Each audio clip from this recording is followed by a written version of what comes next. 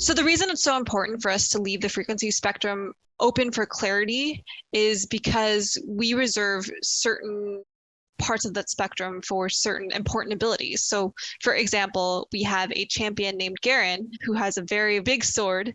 It would be easy to kind of pepper throughout that kit a lot of base elements, a lot of really heavy sounding swords. And while he does have a pretty heavy sounding sword, you really don't feel the base content until specific moments. For example, on his Q hit, when he hits a target with his Q, you are actually silencing the enemy target, meaning they are unable to do any of their abilities for a certain amount of time.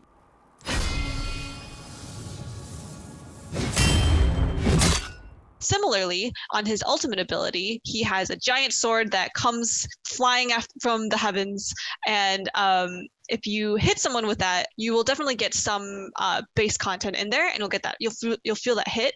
But if you execute your enemy target with it, you will actually get a bigger sound. It really pushes the difference between this is an R hit and I got a lot of damage done to me versus this is an R hit and that target is now dead.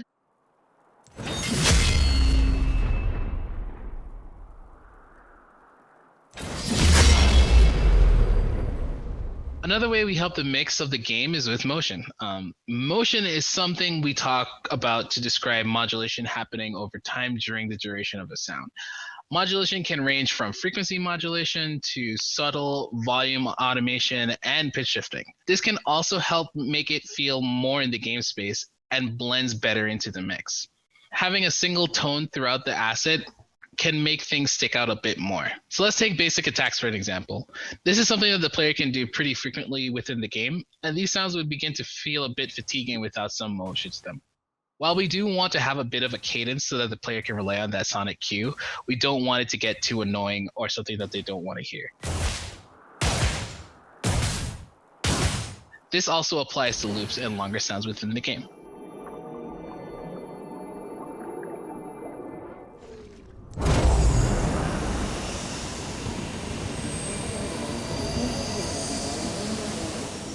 With that being said, sometimes we purposely don't want to add a ton of motion to an asset so that it helps sticks out of the mix a bit more.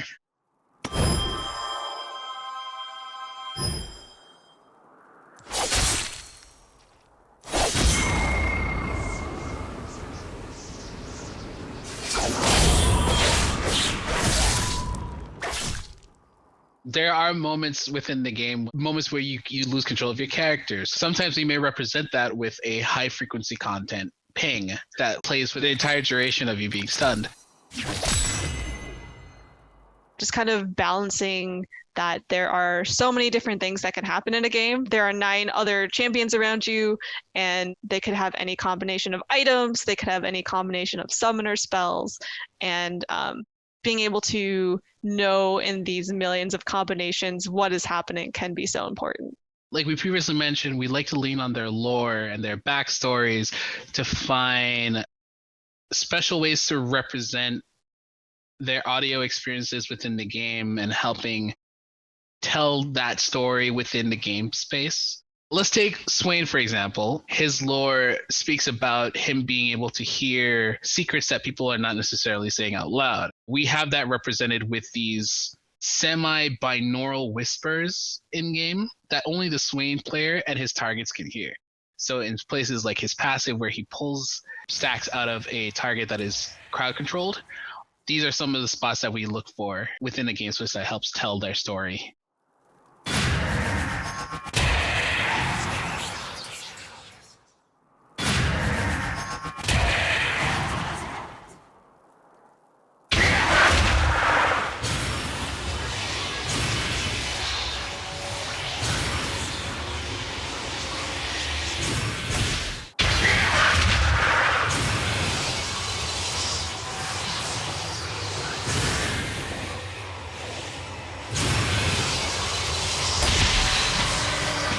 Using their lore and backstory really helps us find creative and fun ways to express that champion's kit while reinforcing their gameplay in a competitive space. So another champion that we have in the game is Pike, and he is a scary drowned assassin. So he died underwater, and he is now back for revenge. So he's definitely very vicious and always trying to go after his targets. So one of his abilities in the game is actually that he can dive underwater and become invisible to the characters around him. But there also, if you are within a certain range of Pike, you will be able to hear and see that he is nearby, but not know exactly where he is.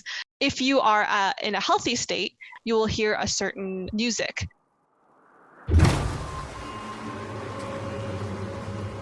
There is another ability, actually Pike's ultimate ability, where he can instantaneously kill you if you're at a certain level of health. So if he dives underwater at that point, you will actually hear a much scarier, much more intense music. When you hear that sound, you as a player will die, and you definitely want to run away.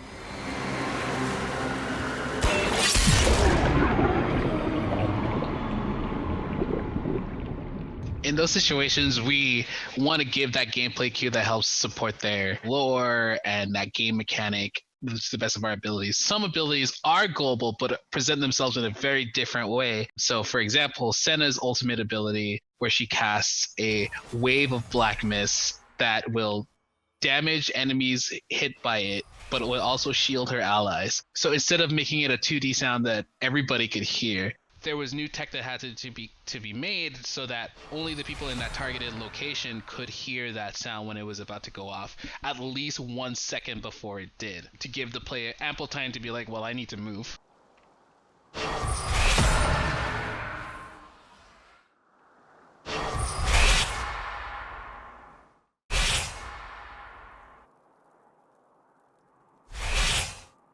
These are the type of things that we try to put into our implementation to give players the heads up that they need to, so that they could plan accordingly when they see somebody's ultimate ability going off. So another consideration that we bring to our spells is deciding if we want to make the spell a 2D or a 3D sound. A lot of the spells that we have in the game are 3D spells, meaning that they will feel more local to that place in the map. It'll feel in the space of League of Legends and Summoner's Rift. However, there are moments where we decide to make them 2D. Pike is actually one example of that. Another champion that we have, his name is Nocturne. He has a 2D global sound on his ultimate ability, which is an ability where everything around the enemy team goes dark, and they're only able to see a very, very small radius around them.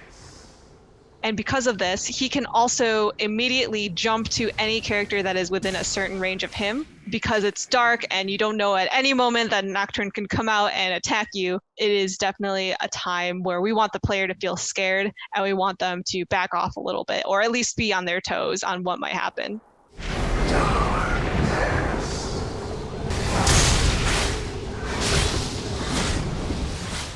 This goes without saying, but because League of Legends is a 10-year-old game, referencing older champions that came before, items, and other things within the game is super important to ensure that new content occupies its own space. Because of that, we are constantly playtesting, not just in audio, but also we play with other disciplines such as VFX and animators and designers. The designers have their own playtests, and we even have a playtest team. All of these different people and teams come together to really make sure that what we are making feels good when it's put against all these different variables that we have.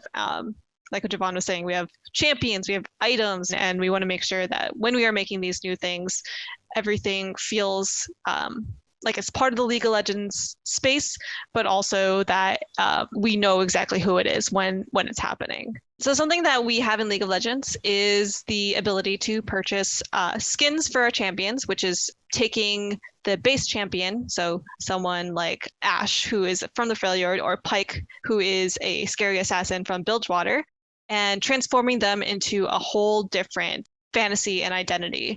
So for example, one of the champion skins that I personally worked on was Project Pike.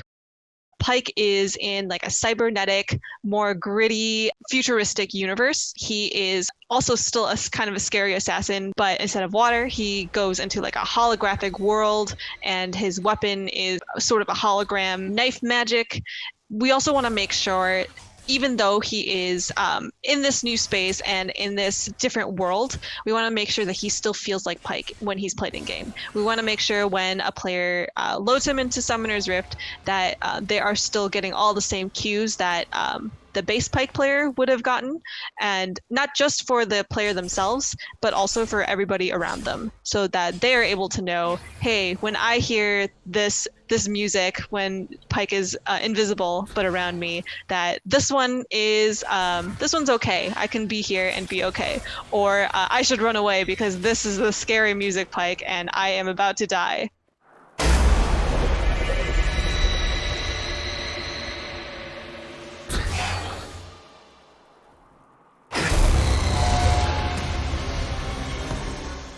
And similarly, another moment of that is his ultimate ability when it actually goes off, maintaining the transients, maintaining the cadence and the swell into, I have just pressed the ability as the Pike character, and I'm about to land in a spot that may kill somebody around me, making that recognizable so that even though he is now in this other fantasy and in this other universe, that the players can still react really quickly when they hear, oh, okay, Pike has just done this. I should now get out of the way, or I'm just gonna die here.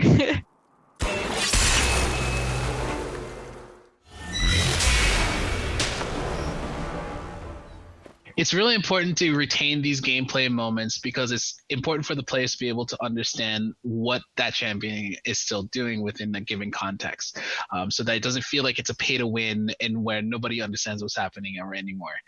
So if we take stuff like Aatrox has a skin where he's now in this blood moon thematic, which is a very Japanese inspired skin line, where we try to replace some of the impacts with taiko drums and tonal cadences with shakuhachi. So for his ultimate ability, when he casts it or it's refreshed, it would play a stinger on bass, but on the skin it's replaced by similarly cadenced taiko hit with a shakuhachi playing with it.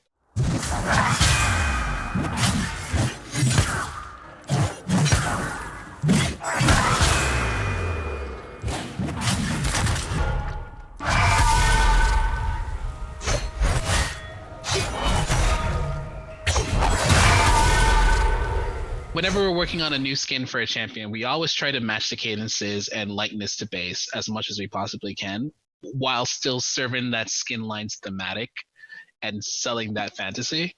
And we may not always be able to hit it in exactly the same way. So some players may opt into other skins that do it better, or they stick with the baseline. So one of our top players in the world, his in-game name is Faker. He famously does not use skins, and it could be for a number of reasons, but I think players just get very used to playing the base skin, and maybe they're more comfortable with the cues there, the sonic cues, the animation cues, all these different things. So while we do want to always try to make sure that the skins are as close as possible to that base champion and the gameplay tells, sometimes like selling that fantasy, it does kind of get the player off a little bit. It does get them off their rhythm, or it could be that they just spent thousands and thousands of hours with this other audio cues and audio and visual cues, and they just don't want to switch. But that is why it is so important for us to still try to do the best we can.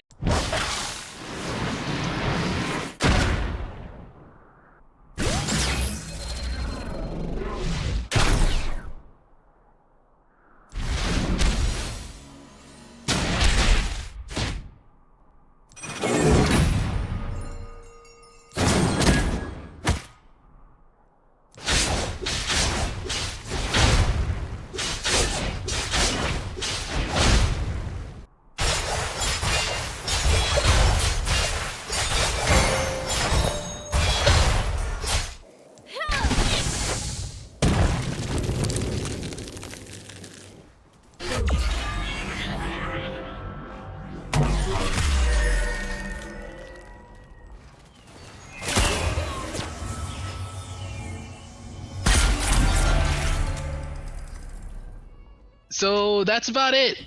We hope this gives you a look into some of the things that we take into consideration while designing audio for League of Legends.